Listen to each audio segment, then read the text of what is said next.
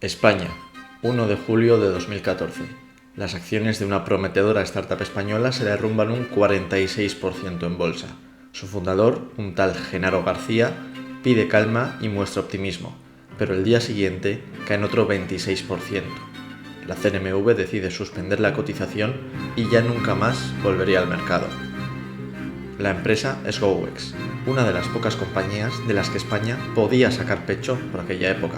Esta es la historia de cómo un unicornio defraudó a todo un país. Todo empezó en 1968 en la ciudad de Madrid, donde nació Genaro García Martín.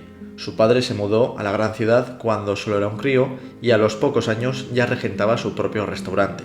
Un caso de éxito y de espíritu de superación. El ejemplo de que una persona humilde podía labrarse un futuro a base de sangre, sudor y lágrimas. Y este espíritu emprendedor lo heredó Genaro, que desde chiquitito ya hacía pequeños negocios incluso en el colegio, por ejemplo comprando chapas al por mayor y revendiéndoselas a sus compañeros de clase.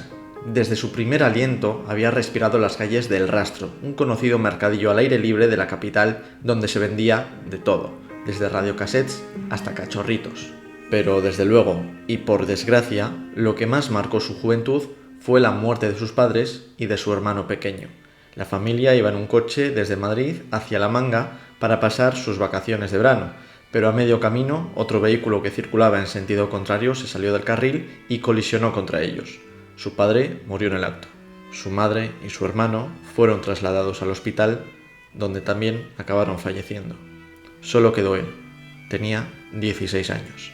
A partir de aquí, Genaro entró en un bucle autodestructivo. A pesar de que sus tíos le habían adoptado y había cobrado el seguro de vida de sus padres, realmente había perdido a toda su familia más cercana simultáneamente y se intentó suicidar en una ocasión, precisamente teniendo un accidente de coche. De camino a Salamanca empezó a dar volantazos conduciendo sobre una carretera helada.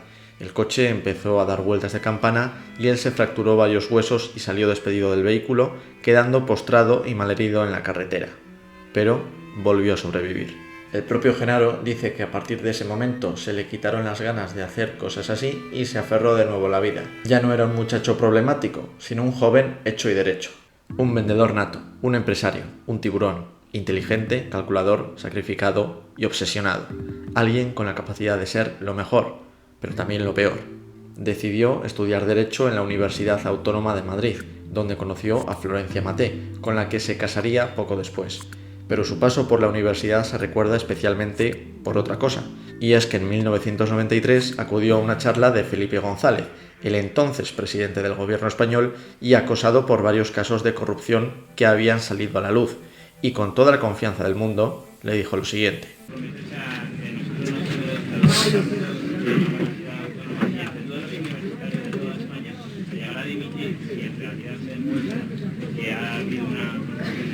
Si me compete la responsabilidad de dimitir, en un momento dado, que lo veremos, también estaría dispuesto a asumir esa responsabilidad. Apenas 3 semanas después, Felipe González convocó elecciones generales.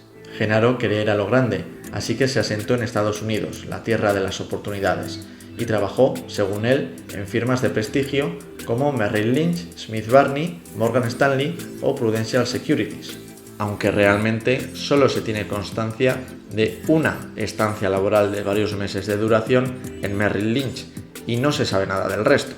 Lo que sí sabemos es que en Estados Unidos vio el potencial de las nuevas tecnologías. Eran en los años 90, la exuberancia irracional, así que el sector .com estaba en auge. Por aquella época, si una empresa se llamaba Toys y vendía juguetes, pues era una castaña. Pero si se llamaba Toys.com y vendía juguetes por internet, iba a ser la dueña del mundo. Por lo que fuese, Genaro quiso volver a España, tal vez por el clima de Estados Unidos o tal vez tuviese algo que ver con que en su oficina de trabajo recibiese la visita de varios agentes gubernamentales que le interrogaron en relación a sus clientes latinoamericanos. Pero sea como fuere, en 1999 fundó en España Iberband Exchange, más conocida como IberX, que sería el germen de GoWex. El mercado de las telecomunicaciones español se había liberalizado en 1998 y esto les permitía a distintas empresas oferentes proporcionar distintas tarifas y distintos precios a sus clientes, tanto particulares como empresas. El negocio de IberX estaba en actuar como un marketplace de estos servicios, como si fuese un Amazon de las telecomunicaciones. A cambio cobraba una comisión de intermediación del 5%.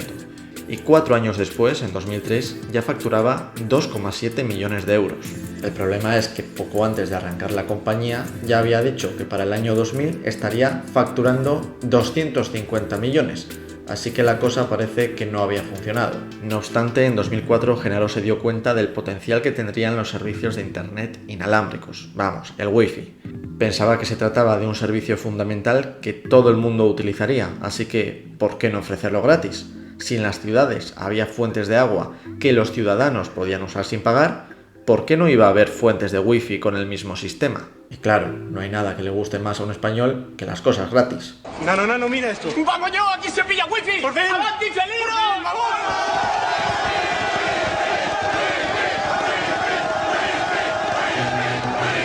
Es verdad. Solo hay un problema, y es que las empresas necesitan ganar dinero para sobrevivir. Si dar cosas gratis a cambio de nada funcionase como modelo de negocio, Santa Claus cotizaría en bolsa. Por lo que GoWex iba a monetizar a esa masa de usuarios Wi-Fi mediante publicidad personalizada.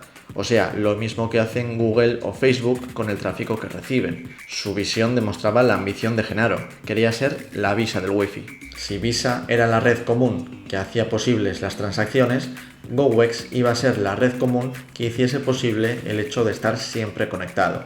Y hasta se inventaron un superhéroe, Wi-Fi Man, aunque no le veo yo como para fichar por los Vengadores. Pero aunque pareciera una idea loca, lo cierto es que creo que Genaro era un tío súper inteligente. Y lo digo totalmente en serio. No solo porque acertó con el tema de que la conectividad iba a ser fundamental, ahora con todo el tema del Internet de las cosas y demás, sino porque ya en la burbuja inmobiliaria fue capaz de ver los excesos que se estaban cometiendo. El 20 de julio de 2004 escribió en su blog un artículo titulado Brasilización de España, en el que habla de cómo entraríamos en crisis en 2007 debido a un exceso de consumo, unos tipos de interés intervenidos artificialmente a la baja y un gasto excesivo en el sector inmobiliario. O sea que Genaro no era un tonto que iba perdido por la vida, sabía muy bien cuál era el entorno en el que se movía y cómo serían las cosas después de unos años. Por eso en 2005 mudó su empresa a unas nuevas oficinas en el Paseo de la Castellana. Irónicamente, en el mismo edificio estaba la sede de la CNMV. Aquí siguió creando y desarrollando el producto durante estos años y en 2008 cambió el nombre de la empresa a Let's GoWex y se puso a instalar puntos wifi por ciudades, primero españolas y luego internacionales. Realmente la crisis no les vino precisamente mal, puesto que si un político de un ayuntamiento tenía miedo de perder las elecciones por culpa de la crisis, podía dar wifi gratis para intentar calmar a la población y seguir sentado en el poder. Algo era algo, y así fue como Avilés estrenó la lista de ciudades que pagarían miles de euros a GoWex por instalar su Wi-Fi. Después de todo, parecía una empresa seria que tenía como clientes a Telefónica, Yastel u Orange. O eso decían ellos. Pero para que una empresa fuese realmente respetable, tenía que cotizar en bolsa. Y de nuevo el destino le sonrió a GoWex, puesto que el MAP, mercado alternativo bursátil, iba a aceptar a empresas en expansión como era ella. El MAP realmente no es el mercado que todos conocemos y en el que todos pensamos cuando nos vienen a la mente las empresas del IBEX 35. Ese es el mercado continuo, pero el MAP está pensado como un trampolín, como una etapa preparatoria antes de que las empresas pequeñas y medianas puedan sentarse a comer en la mesa de los mayores. Además, GoWex tendría como asesor registrado a EY, una de las 4 mayores auditoras y consultoras del mundo, pero su labor, precisamente, no era la de auditar las cuentas, sino básicamente decirles lo que se podía y lo que no se podía hacer, qué información debían remitir periódicamente al MAP, cómo preparar el documento informativo para salir a bolsa, etc. Pero claro, que el público viese la marca de EY junto a GoWex les hacía pensar que los primeros estaban auditándolos, o sea, comprobando que la contabilidad fuese correcta, aunque realmente no fuese así. Y eso contribuyó a relajar demasiado a los inversores, que confiaban en que una empresa tan grande como EY fuese capaz de pillar cualquier intento de GoWex de manipular las cuentas. Y esa no fue la única ventaja de GoWex. Al ser el MAP un mercado nuevo, no quedaba tampoco muy claro cuál era la línea que dividía lo que la CNMV debía controlar y lo que el MAP debía controlar. No quiero entrar en rollos técnicos, así que el resumen es este. Regula tú. No, vamos, regula tú. No, regula tú. No, tú. Con todo listo y una buena fiesta montada, el 12 de marzo de 2010, GoWex salió a cotizar al parqué con una valoración de 40 millones de euros. Apenas un año después, ya había cosas que no cuadraban. GoWex, por ejemplo, iba a hacer una ampliación de capital de 7 millones de euros, o sea, pedirle dinero a los accionistas por importe de 7 millones de euros, pero también anunciaba un dividendo de 1 millón de euros. Bueno, pues si vas a hacer eso, si necesitas 6 millones de euros netos, lo normal es hacer una ampliación de capital de 6 millones y reinvertir el millón que vas a dar en dividendos. Pero claro, había que tener contentos a los accionistas y que nunca jamás sospechasen. Por no decir que el propio Genaro cobró 600.000 euros brutos de ese primer dividendo. De algo hay que comer. Y lo mismo se repitió más adelante. Ampliación de capital, pero el dividendo que no falte. Además, GoWex empezó a cotizar en París y preparó su salto a Nueva York, porque si una empresa tecnológica no cotiza en el mercado americano, no puede llamarse empresa tecnológica. En esta ciudad también consiguió implantar su red de puntos Wi-Fi.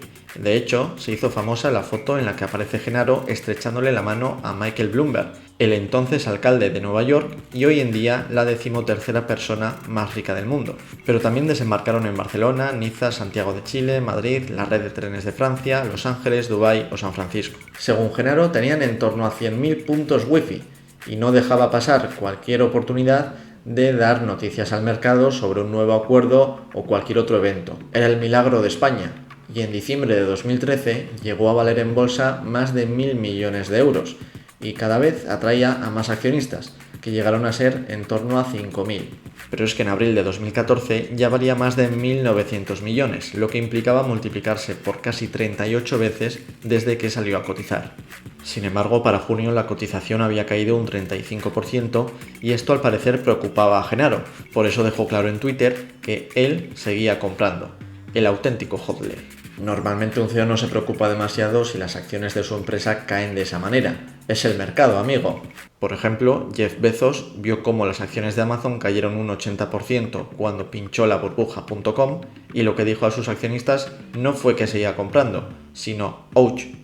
Pero bueno, al final consiguieron que la acción se recuperase un poco y la empresa valiese unos 1.400 millones de euros. Pero llegamos a julio y a las 10:30 de la mañana una firma de análisis publicó un informe demoledor que afirmaba que las acciones de GoWex debían valer cero. Se hacía llamar Gotham City Research, como si se tratase de los justicieros de la bolsa. Por cierto, quizás os suene el nombre porque son los mismos que en enero de este año publicaron otro informe en contra de Grifols. Y aquí viene lo interesante. ¿Por qué iba alguien a decir que una empresa no valía nada? Pues para ganar dinero a su costa invirtiendo en corto. La inversión en corto, venta en corto o short selling significa apostar a que una empresa va a bajar. El vendedor en corto toma prestadas las acciones a un broker, las vende y espera poder recomprarlas en el futuro más baratas. Se las devuelve al broker, le paga un interés y se lleva la diferencia. El informe se titulaba Let's GoWex, la charada pescanova, y eran 93 páginas apalizando a la empresa y discutiendo cada punto de su negocio. Por supuesto, GoWex lo negó todo y amenazó con denunciar, igual que Grifols. Pero el público no se lo creyó y el día siguiente la acción se desplomó. La CNMV dio el cao técnico y paró el combate hasta que se resolviese este entuerto. ¿Pero qué decía exactamente el informe de Gotham? Pues que GoWex tenía unos ingresos por empleado superiores a los de Facebook o Google, que la cantidad que pagaba su auditor era insignificante para el volumen de ingresos que aseguraban tener, que sus mayores supuestos clientes eran empresas que estaban bajo el control del director financiero de GoWex, que los clientes de los que presumía Genaro, como Telefónica, no aparecían realmente entre sus clientes en la información financiera, que GoWex decía que tenía unos 100.000 puntos Wi-Fi, pero realmente eran unos 5.000, que las reseñas de la aplicación decían que funcionaba como el culo, que GoWex había dicho que iba a ofrecer Wi-Fi en Chile, Colombia y Perú a 840 millones de personas, cuando la población conjunta de estos países era de 95 millones, que las ciudades que estaban pagando a GoWex por tener Wi-Fi gratis estaban pagando mucho menos de lo que ellos decían, y algunas como San Francisco ni siquiera estaban pagando nada, que los expertos del sector no entendían cómo GoWex podía ganar dinero, que GoWex rechazaba entrevistarse con estos expertos para no quedar en evidencia, que McDonald's y Starbucks daban Wi-Fi gratis en sus locales a pérdida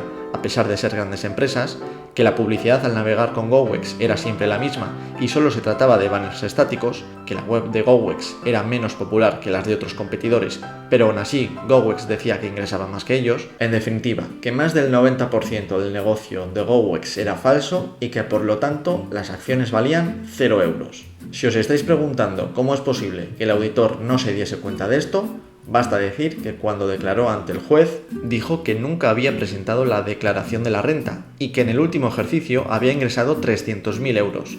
Recuérdalo cuando Hacienda te persiga por tener criptomonedas. Esa misma semana, Genaro anunció tan tranquilo que salía a correr y después se reunió con sus trabajadores. Les dio ánimos para continuar, porque podrían continuar creciendo y llegar a poner wifi en Gotham. Vamos a demostrar que podemos poner wifi en Gotham.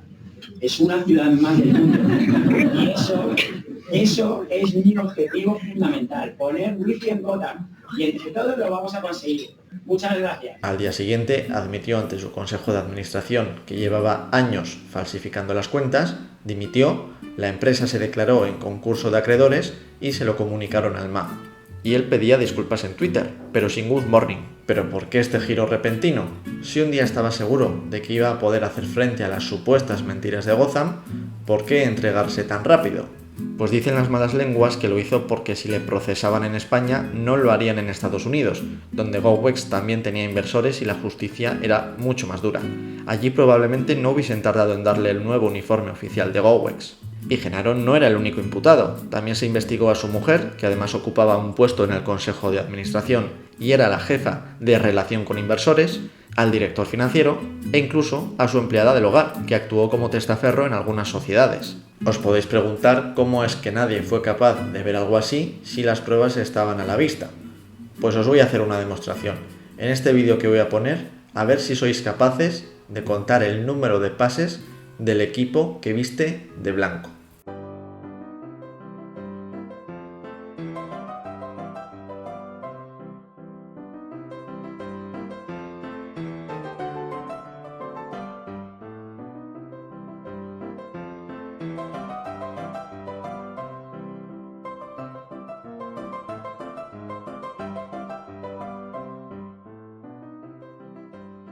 Si habéis contado 15 pases, habéis acertado. Pero, ¿habéis visto al gorila? Pues lo mismo pasó con GoWex. Genaro se encargaba de traer a la palestra una noticia nueva cada día y así evitaba que las miradas se cerniesen sobre el fraude que estaban cometiendo. Aunque parezca increíble, 10 años después el juicio todavía ni se ha celebrado y el proceso sigue abierto. La Fiscalía pide 18 años y medio de cárcel para Genaro, que mientras tanto ha pedido entrar en prisión e incluso ha ideado 2 nuevos modelos de negocio. Uno consistente en pagar a la gente por compartir su wifi y otro, pues bueno, en vender una criptomoneda. Pero vamos, que Genaro era perfectamente consciente en todo momento de lo que estaba haciendo. Por ejemplo, en una entrevista de hace apenas un par de meses, dijo: asumí que mis decisiones me podrían dar éxito, pero también asumí que si fallaba podía ir a prisión. Así que como reflexiones finales no solicitadas, tengo que decir que Genaro García creo que era una persona muy inteligente, muy ambiciosa y que podría haber hecho mucho bien a la sociedad, pero que en lugar de eso decidió hacer el mal. Conscientemente, eso sí, por supuesto. Hacer el mal porque si las cosas salían bien, pues bien para él, y si las cosas salían mal, pues lo pagarían otros. Aunque ahora dice que quiere resarcir a los accionistas, me parece ya a estas alturas bastante evidente que es simplemente un guión, un papel que está interpretando y que si puede volver a hacer lo mismo, lo haría. Y por último, que los vendedores en corto no son malos. Al político, al accionista, al analista, al banco de inversión, a mucha gente le interesa que la bolsa suba. Pero es que a veces la bolsa no tiene que subir. Si la bolsa está sobrevalorada, si la bolsa está en una burbuja o si hay un fraude, la bolsa desde luego tiene que bajar. Y los encargados de facilitar esa bajada son, entre otros, los vendedores en corto y las firmas de análisis como Gotham, que publican la verdad, que publican informes que pueden estar en lo cierto o no, pero que por lo menos aportan una nueva visión sobre un tema. Entonces creo que esta caza de brujas muchas veces que se hace contra los inversores en corto nunca está justificada. De hecho, creo que lo mejor habría sido que Gotham hubiese aparecido cuanto antes para cortar por lo sano a las primeras de cambio. Y nada más que decir. Buena pesca.